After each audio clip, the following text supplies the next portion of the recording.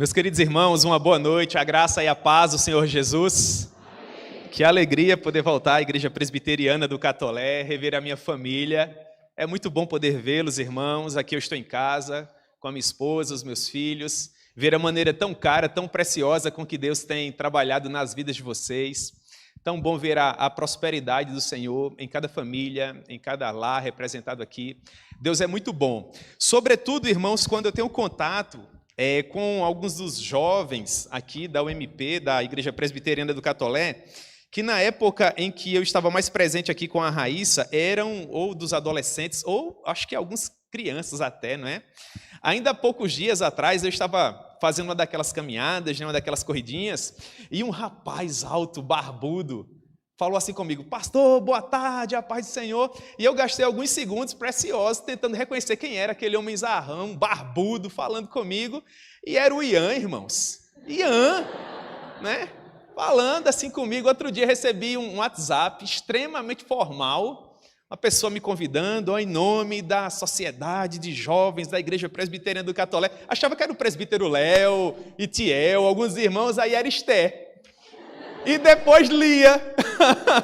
Meu Deus, como Deus é bom. Eu oro para que Deus continue fortalecendo vocês, em nome de Jesus, para que os meus filhos cresçam e se tornem semelhantes aos filhos de vocês, se Deus quiser, assumindo responsabilidades, contribuindo com a expansão do reino de Deus, com a manifestação da glória do Senhor, até os confins da terra. Portanto, é muito bom voltar, é muito bom rever todos vocês. Portanto, de acordo com a nossa irmã Esté, não é? Nós temos a responsabilidade hoje de pensarmos um texto que se encontra no Evangelho de João, no capítulo 12.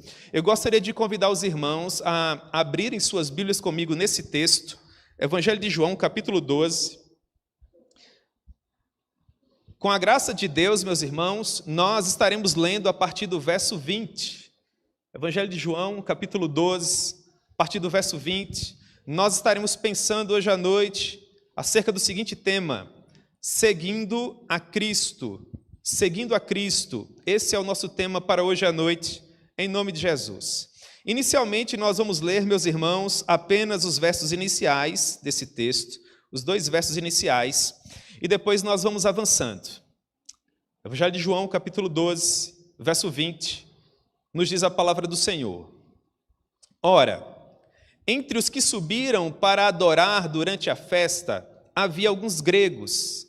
Estes, pois, se dirigiram a Filipe, que era de Betsaida da Galileia, e lhe rogaram: Senhor, queremos ver Jesus. Amém. Que Deus possa propor a sua palavra ao nosso coração. Eu já recebi uma palavra de oração do Mateuzinho, que agora é um homem casado, assumiu responsabilidades novas para a glória de Deus. E eu gostaria de, junto com o Mateuzinho, orar um pouco mais com os irmãos hoje à noite, em nome de Jesus. Senhor, nós te amamos com toda a força do nosso coração. Meu Deus, muito obrigado pela oportunidade maravilhosa de comemorarmos mais um ano em que a sociedade de moços aqui da Igreja do Catolé, meu Deus, permanece na tua presença. Muito obrigado. Meu Deus, nós rogamos o teu favor para que o Senhor nos privilegie em mais esse momento tão precioso, nos permitindo ouvir a tua voz mais uma vez.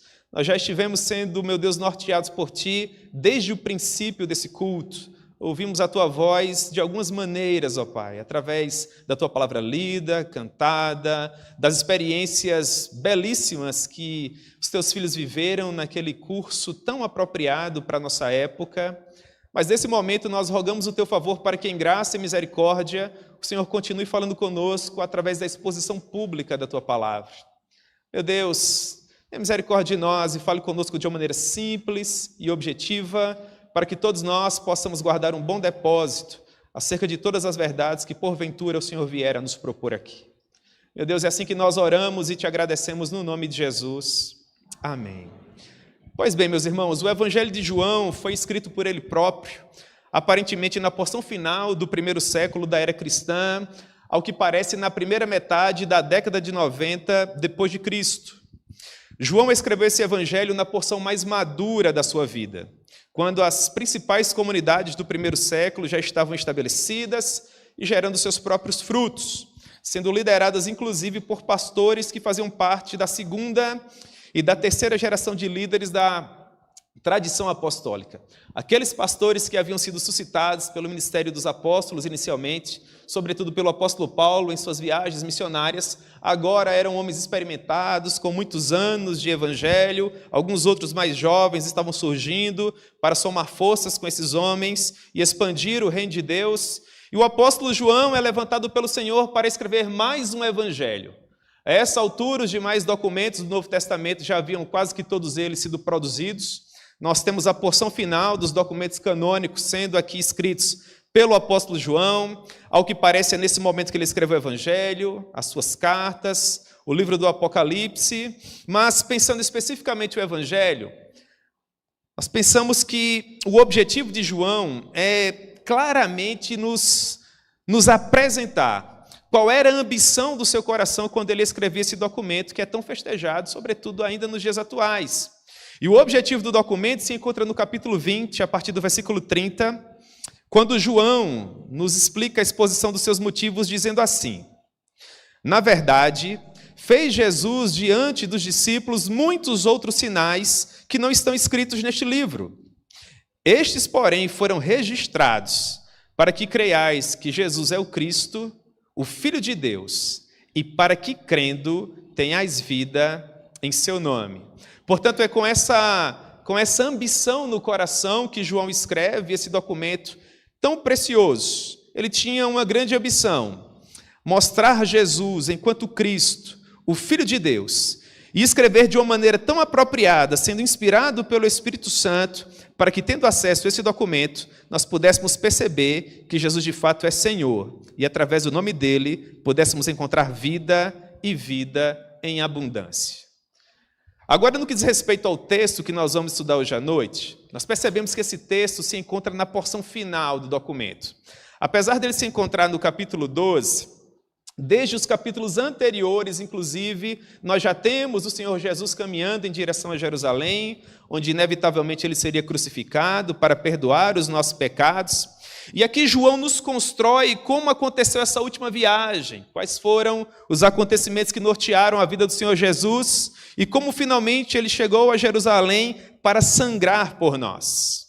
Portanto, Jesus estava em uma longa viagem, ele estava em direção à região da Judéia, cuja capital era Jerusalém, e há alguns dias, se nós levarmos em consideração o capítulo 12, Jesus havia estado na foz do Rio Jordão, lá onde tudo começou, onde João Batista fez aquela declaração primorosa de que Jesus era o Cordeiro de Deus que retiraria o pecado do mundo. Jesus compartilhava o Evangelho, ele estava pregando a palavra, até que ele soube que o seu amigo Lázaro de Betânia, estava enfermo. Lázaro, como nós sabemos, seria aquele que seria ressuscitado pelo Senhor Jesus. Mas o problema é que a ressurreição de Lázaro, nós sabemos que Jesus se demorou um pouco, depois ele foi até lá e ele ressuscitou a Lázaro, mas a ressurreição de Lázaro fez com que a fama de Jesus crescesse ainda mais na região da Judéia.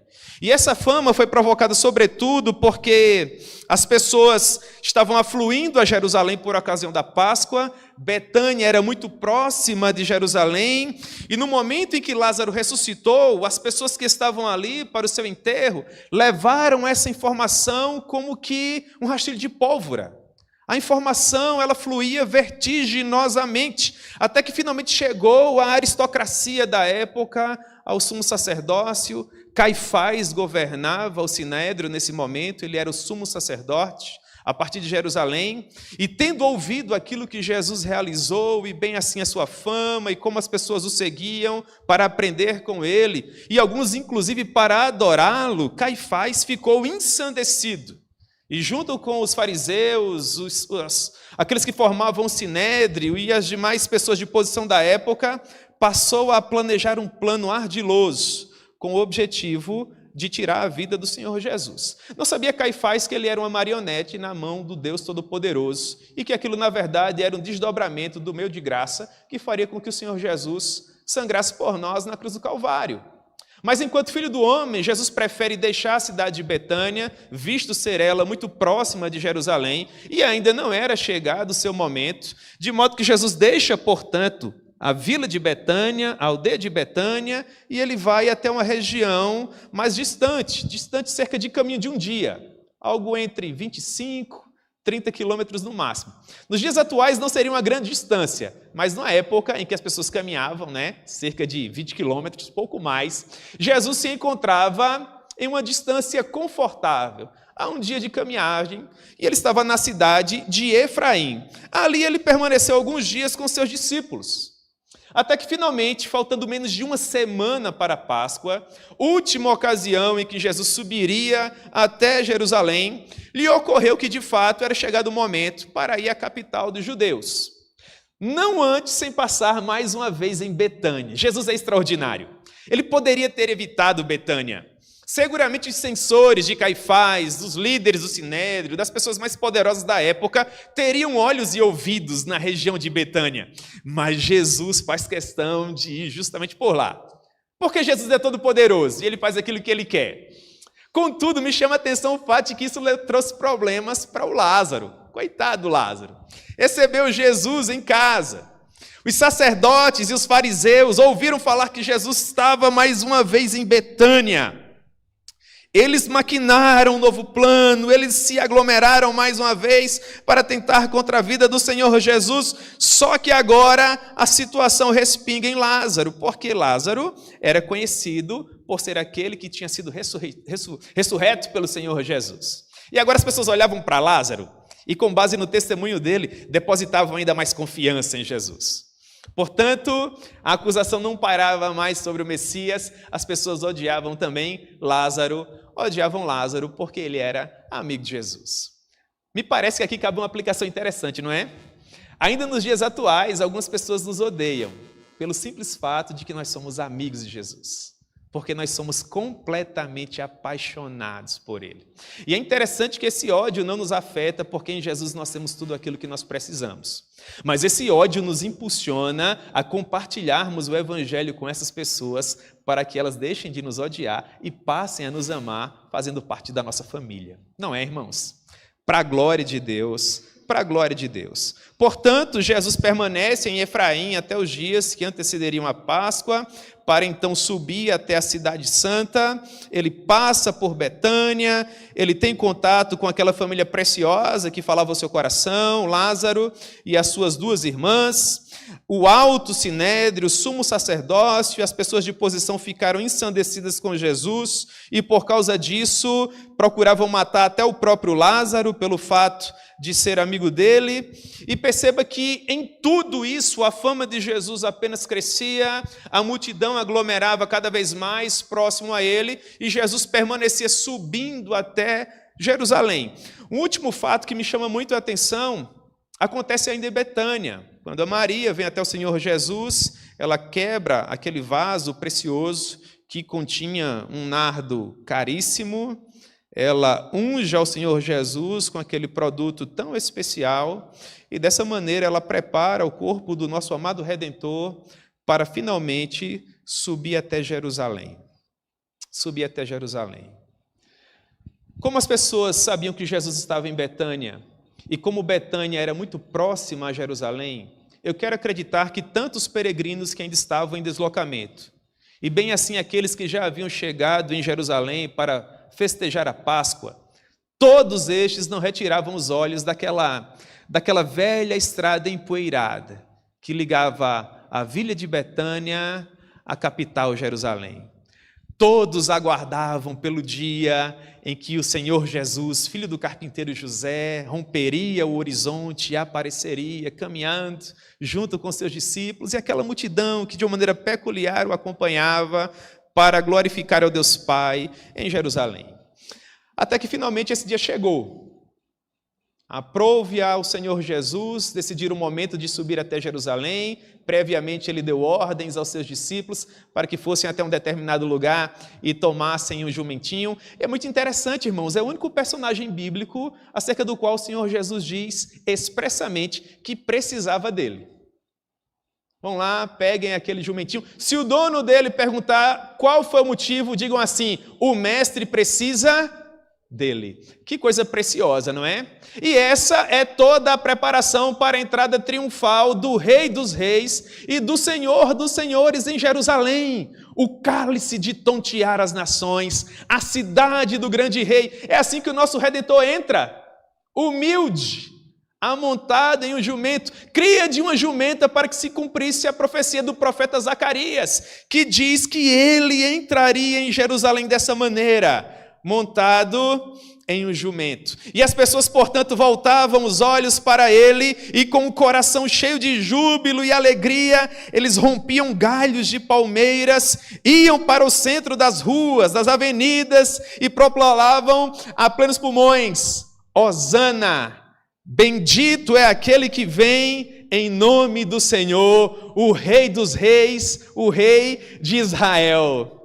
Como fica o coração de Caifás, irmãos? Meu Deus, que coisa preciosa, não é? Como Jesus é especial, como Jesus é sublime.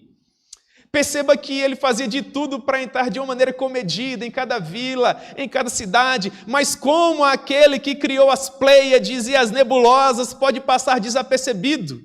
Como aquele que veio para restaurar aqueles que foram dados pelo Pai a ele na cruz do Calvário poderia passar incógnito, irmãos? Quando diante dele as nossas mentes são iluminadas, quando diante dele os nossos corações são aquecidos, quando diante dele nós nos rendemos e dobramos os nossos joelhos e afirmamos com toda a força do nosso ser: o que faremos, Senhor, para sermos dignos da tua presença? E dessa maneira ele entrou em Jerusalém. No final do episódio da entrada, já no capítulo 12 que nós estudaremos, no verso 19, os fariseus argumentaram assim, João 12, 19. De sorte que os fariseus disseram entre si: vede que nada aproveitais, nós planejamos, nós maquinamos, nós articulamos, mas eles disseram uma coisa que me chamou muita atenção, palavras deles: eis aí vai o mundo após ele. Algumas pessoas se levantam para dizer que, às vezes, por conta dos nossos problemas, a igreja vai de mal a pior. Infelizmente, às vezes surgem escândalos. Infelizmente, nós caminhamos com o coração quebrado, dolorido. Às vezes é muito difícil seguir a Jesus, não é verdade?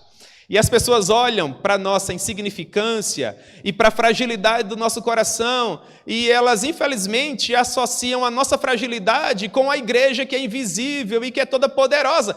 Mas a igreja do Senhor Jesus sempre permanecerá em triunfo, irmãos. A fragilidade do meu coração não aponta para a exuberância da igreja que foi comprada pelo sangue dele. Eu falho, eu fracasso, eu erro e peco, infelizmente. Mas vejam vocês, aí vai o mundo após ele. Para a glória de Deus.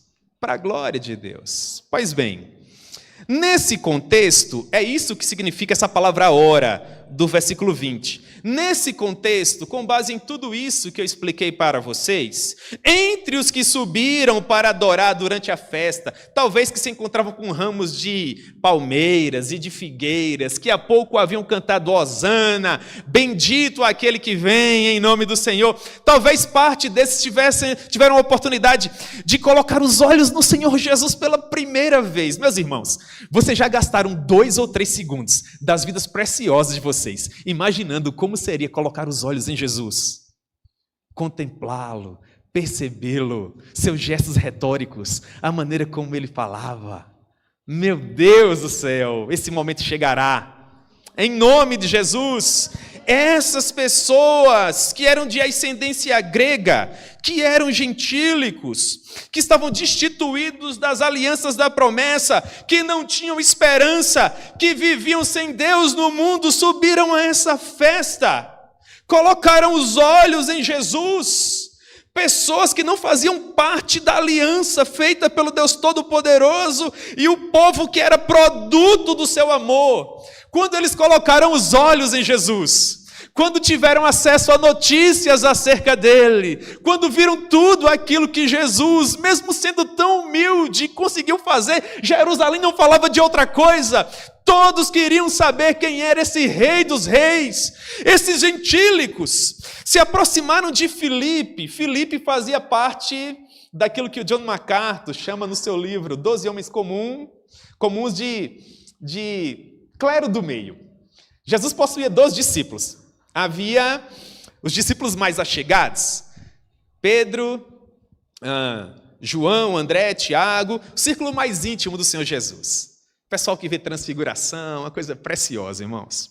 Havia o pessoal do grupo do meio, eles eram liderados pelo Filipe. Então havia o Filipe, havia o Natanael, né? Havia o Mateus foi o sétimo a ser chamado, é muito precioso. E havia também o Tomé ficava ali na coluna do meio, nem tanto nem tão pouco, né? A gente tem cuidado com o Tomé. E depois havia o grupo mais distante. Irmãos, nesse grupo eu já seria a pessoa mais realizada do mundo. Então vem Tiago Menor, vem o Simão, o Zelote, vem o Tadeu e vem aquele que nas 4 listas do Novo Testamento aparece sempre em último lugar, o Judas. E é interessante que todos eles que escreveram a lista sempre fizeram questão de deixar claro, Judas foi quem o traiu. Judas foi quem ficou pelo caminho, né? Um lembrete para nós guardarmos o nosso coração. Então os gentios, eles se aproximaram de Filipe, talvez porque Filipe era de Betsaida, uma vila pesqueira dos rincões da Galileia. Talvez, quem sabe, eles tivessem encontrado em Filipe algo de uma certa humildade que poderia falar-lhes ao coração, e eles se aproximaram de Filipe, irmãos, e essa ideia da revista atualizada de se dirigir a Filipe, entenda alguém que de uma maneira educada se aproxima de uma figura de autoridade e humildemente reconhece que aquela pessoa pode auxiliá-la. E eles pediram algo a Filipe, irmãos, que é tão precioso. Eles disseram: nós queremos ver Jesus. Como é precioso para alguém que ama Jesus ouvir de uma terceira pessoa que ele quer conhecê-lo, que ele quer encontrá-lo. Gentios que não faziam parte desse reino, que não eram afeitos a essa aliança, que não faziam parte desse grupo amado pelo Senhor, para receber a sua lei e o sinal exterior da sua aliança, que era a circuncisão, mas que viviam, irmãos, à margem. Agora eles se aproximam e eles pedem encarecidamente a Filipe para que Filipe lhes apresente o mestre. E essa palavra ver que nós encontramos aqui não é um mero oftalmos, não é um mero ver físico, humano, mas é uma visão que tem a ver com contemplação, que tem a ver com caminhar, estar próximo. É como que se, em outras palavras, esses gentios estivessem pedindo a Filipe ocasião para seguir a Jesus na proporção em que ele próprio seguia. E é um pedido tão precioso que no primeiro momento Filipe não sabe o que fazer. Então me parece que ele procurou alguém que no entendimento dele seria mais próximo de Jesus para saber qual seria a sua opinião. Portanto, Filipe foi até André e disse para André aquilo que estava acontecendo. Versículo 22, como que se Filipe dissesse assim: André, essa multidão, todos esses gentios querem ver Jesus, querem segui-lo na qualidade de discípulo. O que é que você acha, André? Por que será que Filipe não procurou Pedro, hein, irmãos? Pois bem, foi procurar o André. O André, ao que parece, tinha um coração missionário, né? Tinha participado, quem sabe, de um CPM, né? Falou assim: Filipe, na minha opinião, a gente tem que falar isso para Jesus. Ah, vamos falar isso para Jesus, Filipe. E assim eles o fizeram. E quando o Senhor ouviu aquilo, não houve um segundo sequer de hesitação. Verso 23, respondeu-lhe Jesus: é chegada a hora de ser glorificado o Filho do Homem. Meus irmãos, com essa afirmação, Jesus estava dizendo claramente que era chegada a hora de dar a vida para salvar aqueles que lhe foram confiados pelo Deus Pai. O desejo dos gentios de segui-lo como Deus só seria plenamente satisfeito se o seu alcance se tornasse maior, visto que Jesus, como filho do homem, mesmo sendo Deus, mas como filho do homem, Jesus só conseguia, como eu mostrei para vocês na minha introdução, alcançar cidades, pequenas vilas, povoados, mas através da mensagem do Evangelho pregada pelos seus discípulos, ele alcançaria o mundo inteiro. Mas isso só seria possível através da vitória da cruz, quando o Espírito Santo finalmente viesse e nós pudéssemos, irmãos, satisfazer ao anseio do coração dessas pessoas que ainda vivem à margem daquilo que Jesus nos garantiu no Calvário, clamando a plenos pulmões para conhecê-lo. E é por isso, em último caso, que nós somos o povo mais feliz de toda a terra, porque nós temos Jesus, nós o conhecemos, sabemos quem Ele é e estamos repletos de poder para apresentá-lo com tanta, mas com tanta força, que através dessa mensagem que nos foi confiada, as pessoas podem olhar para Ele e vê-lo como Ele é, porque Ele é o Verbo encarnado, Ele é a expressão exata do ser de Deus, e quando nós olhamos para o Verbo, que é a palavra, nós enxergamos nela a pessoa bendita do Senhor Jesus, e quem vê Jesus, irmãos, quem vê Jesus vê o Pai, e tem a sua vida completamente transformada. Vamos avançar um pouco mais? Verso 24 ao verso 26, diz assim: em verdade vos digo, se o grão de trigo caindo na terra não morrer, fica ele só, mas se morrer, produz muito fruto.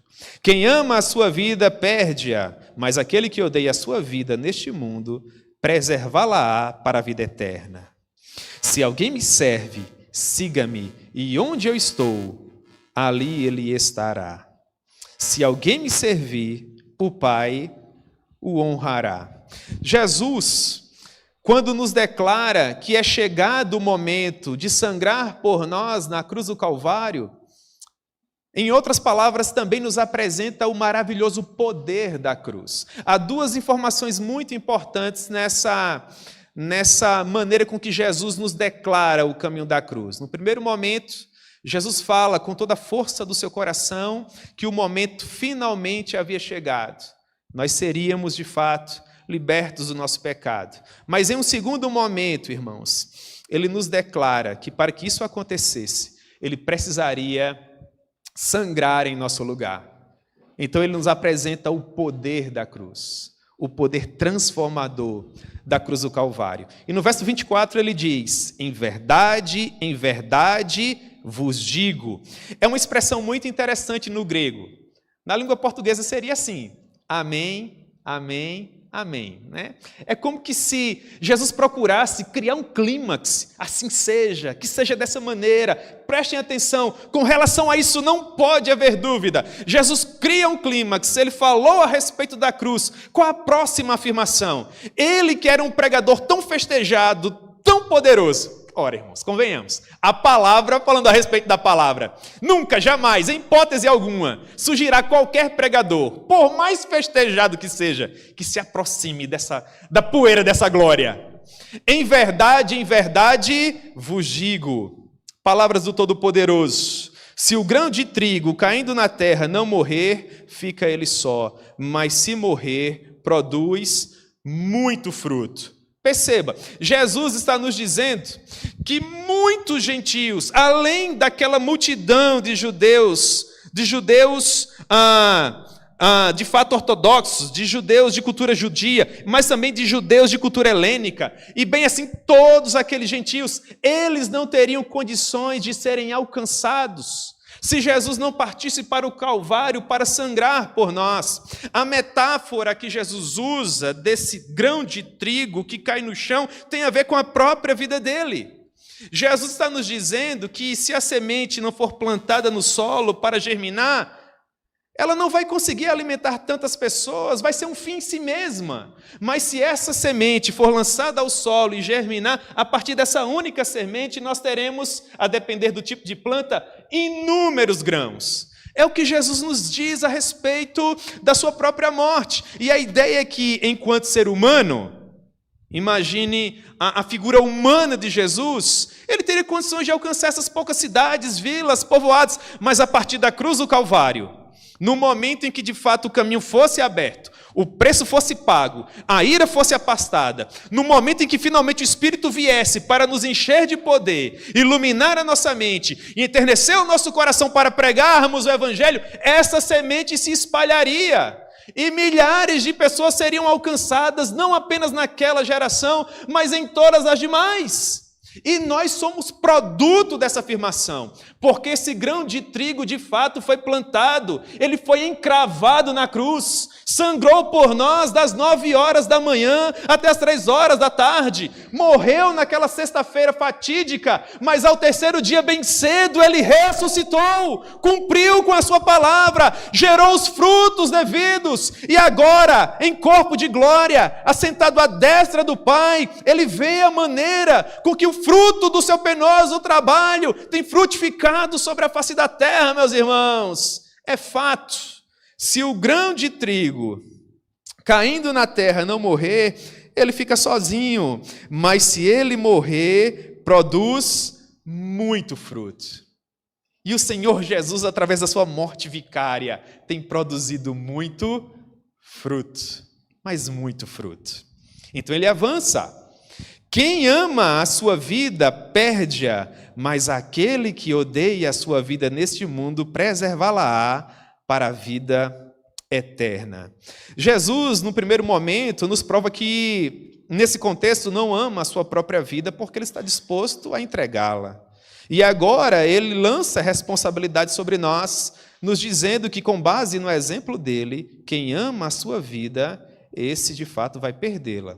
Mas aquele que odeia a sua vida, nos termos propostos pelo Senhor Jesus, este haverá de preservá-la. Jesus está nos propondo uma coisa muito séria aqui. Ele quer que nós deixemos de lado o nosso próprio projeto de vida para abraçarmos o projeto dele. Ele ordena que deixemos de lado o nosso objetivo traçado para seguirmos os passos dele. Em outras palavras, ele quer que confiemos as nossas vidas a ele, sem reservas. Ele deseja que todas as áreas das nossas vidas estejam sob a sua responsabilidade, para que ele faça aquilo que ele achar melhor. Jesus está, portanto, dizendo aos gregos que, através de Filipe e de André, que queriam conhecê-lo, que esse era o preço do discipulado. Vocês querem me conhecer? Então vocês precisam estar dispostos a perder a própria vida para que vocês vivam a vida que eu tenho a oferecer a vocês. Esse é o preço do discipulado. Da mesma forma, esse é o preço que precisamos estar dispostos a pagar se nós quisermos seguir a Jesus. É apenas nesses termos que nós podemos ser seus discípulos. Se o amarmos e o considerarmos em tão grande conta que a sua glória ofusque tudo mais, então nós somos de fato discípulos. Se qualquer coisa competir com a glória do Senhor Jesus, então algo está errado. E o pastor Jonas Madureira, ele fala muito bem a respeito desse ponto no seu livro O Preço do Discipulado.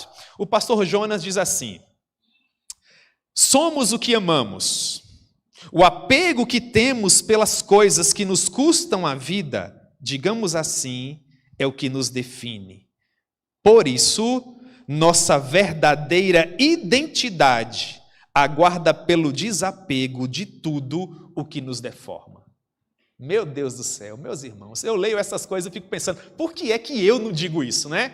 Eu leio, eu acho bonito, aí eu fico citando. Eu poderia pensar, se vocês já tiveram essa sensação, meu Deus do céu, por que é que isso não me ocorre, Senhor? Nossa verdadeira identidade aguarda pelo desapego de tudo aquilo que nos deforma. Ou seja, precisamos nos libertar do desejo de estar no controle, de decidir, de apontar o caminho, de não concordar, de nos inconformar, de desconfiar, porque em último caso nós não pautamos absolutamente nada, não decretamos, não implicamos, nós tão somente olhamos para o céu com o coração crente e afirmamos, junto com Agostinho: ó Senhor, dá-me o que ordenas e ordenas o que quiseres. Esse é o preço do discipulado. O pastor Jonas nos ajuda mais uma vez. Ele diz: ser discípulo de Jesus é seguir a Jesus nos termos de Jesus. Esse é o preço. É isso que eu quero que vocês digam para os gentios. Querem me seguir? Precisam estar dispostos a andar de acordo com a minha palavra, seguir os meus preceitos, respeitar as minhas regras, dobrar-se à minha cerviz e caminhar de acordo com o meu próprio jugo. Louvado seja o nome do Senhor, porque o jugo dele é suave e o seu fardo é leve. O que nós aprendemos? Em que termos Jesus nos convida a segui-lo? Jesus nos convida a segui-lo, nos ensinando que quem ama o seu projeto de vida, mais do que o projeto dele próprio, esse vai perder de fato a sua vida. Mas aquele que odeia o seu próprio projeto, e aqui nós temos a ideia de renunciar, de abrir mão, esse de fato preservará a sua vida. Vê um pastor John Piper, e o pastor John Piper diz algo que ajuda demais. Palavras dele: se você amar a sua vida mais do que a Cristo, você não terá nada. Mas se você amar a Cristo mais do que a sua vida, então você terá os dois. E não adianta lutar. Não adianta lutar. Um dos teólogos que mais influencia a minha vida passou por isso.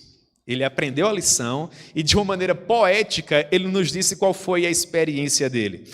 Ele tentou lutar, tentou implementar o seu próprio projeto. E, no final das contas, ele escreveu assim: tarde vos amei, ó beleza tão antiga e tão nova. Tarde vos amei. Eis que habitáveis dentro de mim, e eu lá fora a procurar-vos. Disforme, lançava-me sobre estas formosuras que criastes. Estáveis comigo, mas eu não estava contigo. Retinha-me longe de vós aquilo que não existiria se não existisse em ti. Porém, chamastes-me com uma voz tão forte que rompeu a minha surdez. Brilhastes, cintilastes e logo afugentastes a minha cegueira. Exalastes o teu perfume. Respirei-o a plenos pulmões e agora suspiro por vós. Saboreei-vos e agora tenho fome e sede de vós. Tocastes-me e agora ardo no desejo da tua paz. Meu Deus, por que eu não digo isso? Por que eu não digo isso? Meus irmãos, abra mão da sua própria vida, venha viver a vida que Jesus tem a oferecer, venha seguir os passos de Jesus. Nós sabemos que não é fácil, irmãos, é uma luta constante contra o nosso homem interior, contra os desejos da nossa carne. Há algo que pode nos motivar, o que nós recebemos em troca, onde que Ele quer chegar com tudo isso.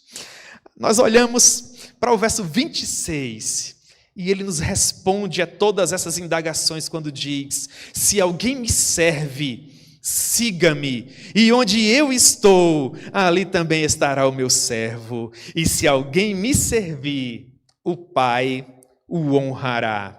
Interessante, irmãos, que Jesus, falando agora de recompensa, quando diz que aquele que o servir deve segui-lo, e onde o Senhor Jesus estiver, ele também estará. Quando Jesus usa essa palavra servir, ele poderia muito bem, por exemplo, na língua em que o Novo Testamento foi escrito, ter usado a palavra doulos. Ele poderia dizer: se você me serve, se você é meu escravo, então eu faço de você aquilo que eu quiser. Sim ou não? Jesus é Deus Todo-Poderoso, Ele pode dizer: me sirva na qualidade de escravo, eu não tenho que te dar absolutamente nada. E olha que essa palavra doulos, ela aponta para um funcionário, às vezes, para alguém que está dentro de casa, que caminha com você, que come na sua mesa. Mas o Senhor Jesus poderia ter usado uma palavra que, em termos culturais, era uma palavra assim, mais tenebrosa. A palavra ribereta, ela apontava para o escravo que não valia nada, que era tido como um objeto, como um remador das antigas galés romanas, aquele ser humano que, quando o barco afundava, ninguém estava nem aí para soltá-lo das suas algemas, ele afundava como um remo que afunda, como algo, uma pedra que cai na água. A palavra que Jesus usa aqui é a palavra para diácono, a palavra diaconel. Como que se Jesus dissesse: eu sou esse grão de trigo que cai na terra e morre para que outros possam ter vida. E aquele que me serve é esse diácono que vai até o faminto, que vai até o necessitado, que vai até o que está em situação de vulnerabilidade, que se compadece daquele que não pode compadecer-se por si mesmo. É esse servo que pensa com a minha mente, que sente com o meu coração, que trabalha com os meus braços, que caminha com as minhas pernas, que personifica o meu amor nos 4 cantos da terra e que soma comigo com o santo objetivo de expandir o meu reino e magnificar a minha glória até os confins da terra. E nesse contexto, irmãos, assim como o André perguntou, todos nós somos diáconos. Todos nós somos missionários, porque nós servimos ao Senhor Jesus com a santa ambição de fazer com que a sua morte alcance as pessoas, no sentido de que Cristo sirva para elas como alimento que as nutrirá e as fará viver por toda a eternidade. Nós somos esses dispenseiros de vida, e a recompensa pelo nosso árduo trabalho serão 2, inafastáveis, que já estão garantidas a todos nós nas mansões celestiais. A primeira delas: onde o Senhor Jesus estiver, nós estaremos com Ele. Nada mais justo, não é, irmãos? Nós estamos com Ele na terra, nós estaremos com Ele no céu. Ele nos vê, irmãos. Pastor Érico, eu estou no loop infinito na história de Agar. Sabe, não sai da minha mente aquela frase de Agar: o meu Deus me vê. Ah, como isso tem me confortado, irmãos. Tudo que acontece na minha vida, sabe? Desde o combustível do carro acabando, a um filho que adoece, o combustível está acabando, Deus me vê. O filho adoece, Deus me vê. Compromisso ministerial, o coração fica pesado, apertado, Deus me vê, Deus me vê. Eu estou falando isso, sai pelos meus poros. Se você me cortar, eu vou sangrar. Deus me vê. Meus irmãos, Deus nos vê. Ele nos faz essa promessa: eu tenho visto você na terra, o fruto do seu penoso trabalho. Não tenha dúvidas, você estará comigo onde eu estou. Nós vamos ler Romanos capítulo 8 e há uma promessa tão preciosa ali, irmãos. Nós não somos apenas filhos, nós somos também herdeiros. Somos herdeiros de Deus e co-herdeiros com Cristo. É uma verdade inafastável. Vale a pena, irmãos, caminhar por esse vale de lágrimas servindo ao Senhor, porque onde Ele estiver, nós também estaremos. E aquele que serve ao Senhor Jesus será honrado pelo seu Pai. Será honrado pelo seu Pai. Aqui, irmãos, é difícil colocar em palavras. Você vai ler muitos comentários. Pelo menos essa foi a minha experiência. E alguns compêndios de teologia. E você vai tentar definir como é que um ser humano pode ser honrado por Deus. E eu quero dizer para vocês, e abro o meu coração, eu não sei colocar isso em palavras, irmãos. Eu acho que todos nós temos a nossa própria definição do que é ser honrado por Deus. Eu sou honrado por Deus de uma maneira que eu não tenho condições de definir. Eu sou honrado por Deus quando olho para minha esposa, eu sou honrado por Deus quando olho para os meus filhos, eu sou honrado por Deus quando olho para os filhos de vocês. Tudo que Deus tem feito, irmãos, conversava com Gabriel é tanta responsabilidade na UMP, meu Deus do céu! Que coisa preciosa, irmãos. Deus é muito bom, não é? E eu conversava com ele, nós tirávamos uma foto, o coração do pastor começa a trabalhar, né? A irmã falou assim: ó, chama aqui o Gabriel para tirar uma foto, é secretário disso, secretário daquilo, secretário daquilo. Eu nem sabia que tinha tanto cargo assim na UMP. Na hora de tirar a foto, peguei assim na mão dele: Senhor, você com esse menino, caminha com ele, Senhor, dá sabedoria, concede graça, forma uma liderança que magnifique o teu nome. Irmãos, é a maneira como Deus nos honra, a maneira maravilhosa com que a graça se manifesta. Na verdade, ela se personifica.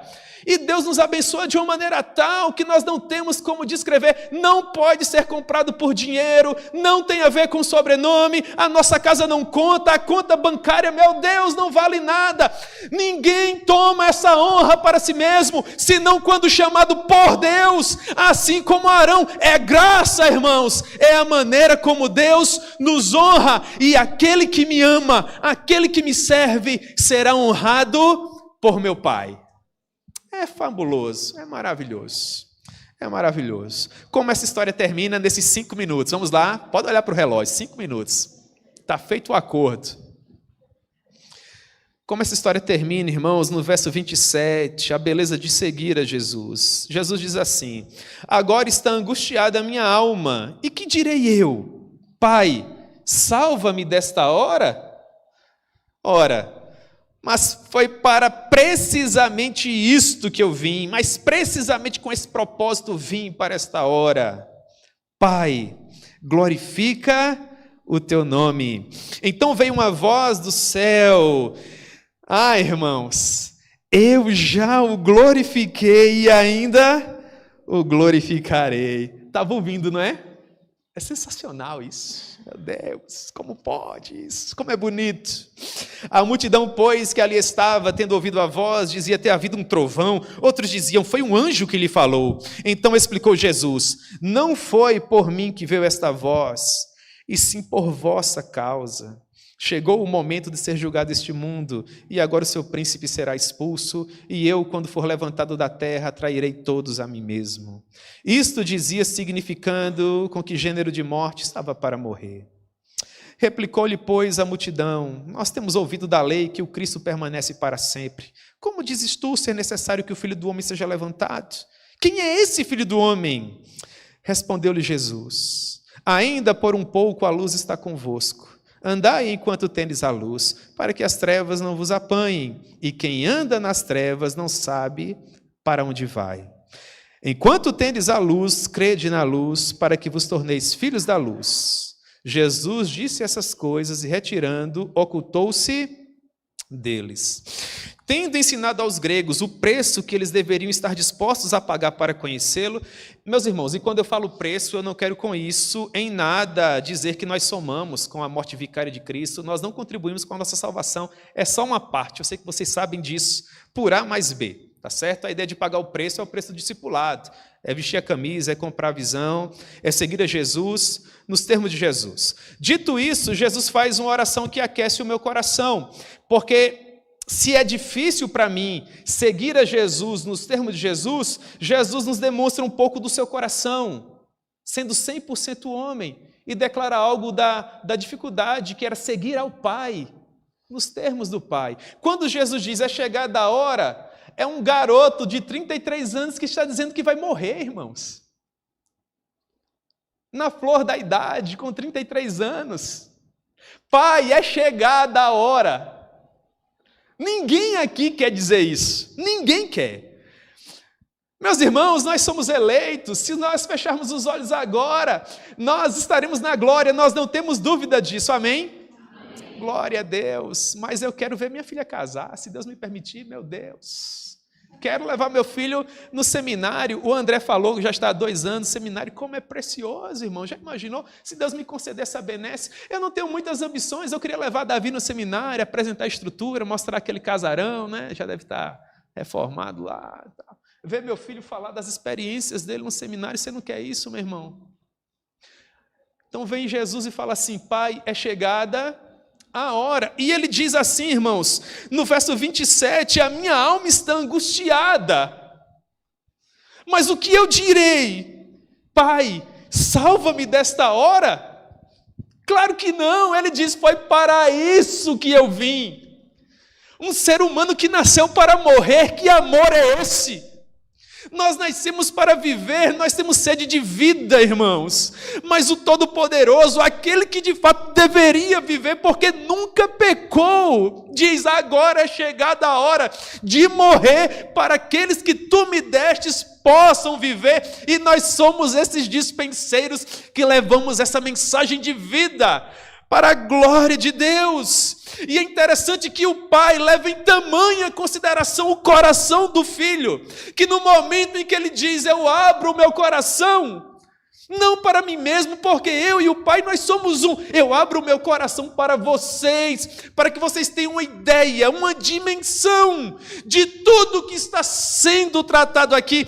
E Jesus mal fecha os lábios, ele estava ainda pronunciando essas palavras, quando essa voz que nós um dia ouviremos, irmão, diz assim, eu o glorifiquei e ainda o glorificarei. Aleluia! Toda a Santíssima Trindade envolvida na sublime missão de tornar você a pessoa mais feliz da terra. Para que você pudesse seguir a Jesus nos termos de Jesus. A multidão não compreende o que estava acontecendo naturalmente. Eles citam a lei, eles falam que o Messias deveria viver para sempre, que ele não deveria morrer, mas Jesus responde para eles e diz que ainda por pouco tempo eles teriam condições de caminhar sobre aquela luz. Perceba como as indagações daquelas pessoas apontam para a necessidade premente da crucificação de Cristo. Eles dizem, ora, nós temos ouvido que o Cristo permanece para sempre, como tu dizes ser necessário que o Filho do Homem seja levantado? É uma metáfora para a crucificação. O que significa a cruz do Filho? O que significa sangrar pelo pecador? São as dúvidas que nós sanamos com o Evangelho hoje. E eles continuam perguntando, e essa pergunta é sensacional, deveria ser escrita com letras douradas. Quem é o Filho do Homem? Quem é o Rei da Glória, irmãos? Quem é? É o Senhor Jesus. Mas você só pode afirmar isso no poder de quem? Do Espírito Santo. É uma sentença muito simples, presbítero Léo. Jesus é Senhor, mas só na força do Espírito Santo. Tive uma aula dessa no seminário. Quase a noite inteira, irmãos, para sentir no coração. Jesus é Senhor. João diz na carta dele, Teologia Joanina, ninguém pode dizer que Jesus é Senhor, senão pelo Espírito Santo. E eu tenho que sentir no coração, certeza dessa eleição que nós amamos, Jesus é Senhor, Jesus é Senhor. Irmãos, que noite preciosa, é verdade. Jesus é Senhor, Jesus é Senhor. E nós precisamos seguir a esse Senhor nos termos dele. Jesus conclui do verso 35 ao verso 36, falando de uma maneira simbólica. Ainda por um pouco a luz está convosco. Andai enquanto tendes luz, para que as trevas não vos apanhem. Hoje em dia nós não precisamos mais falar de uma maneira simbólica, porque o mistério que estiver oculto dos séculos e das gerações, agora, todavia, se manifestou aos santos, aos quais Deus quis dar a conhecer qual seja a riqueza da glória desse mistério. Olha só, entre os gentios, isto é, qual é o mistério? Cristo em vós, a esperança. Aleluia. Seguir a Jesus nos termos de Jesus. Meus irmãos, 3 aplicações e nós vamos orar. A primeira delas, nós só podemos seguir a Jesus nos termos de Jesus. Não esqueça da definição do pastor Jonas Madureira. Seguir a Jesus é acompanhá-lo nos termos dele. Em segundo lugar, a recompensa para aqueles que viverem dessa maneira. Nós estaremos com Cristo onde Ele estiver e seremos honrados pelo Pai. E em terceiro lugar, isso é para você que está seguindo a Jesus. 2 conselhos. Primeiro deles, aconteça o que acontecer, não olhe para trás. E em segundo lugar, jamais largue esse arado, porque é uma recompensa para você. Todo o seu esforço será recompensado, porque Deus sempre cuida dos seus. Ele cuida na terra e Ele cuidará por toda a eternidade nos céus. Amém? Meus irmãos, nós pensamos um pouco a respeito de como seguir a Jesus. Vamos orar? Senhor, nós te amamos com toda a força do nosso coração. Meu Deus, muito obrigado pela maneira tão cara, tão preciosa com que o Senhor tem cuidado de nós. Pai, muito obrigado por toda a alegria que enche o meu coração todas as vezes que encontro algum rapaz, alguma moça dessa comunidade vivendo as suas promessas, Senhor. Contribuindo com a expansão do Teu reino, com a manifestação da Tua glória.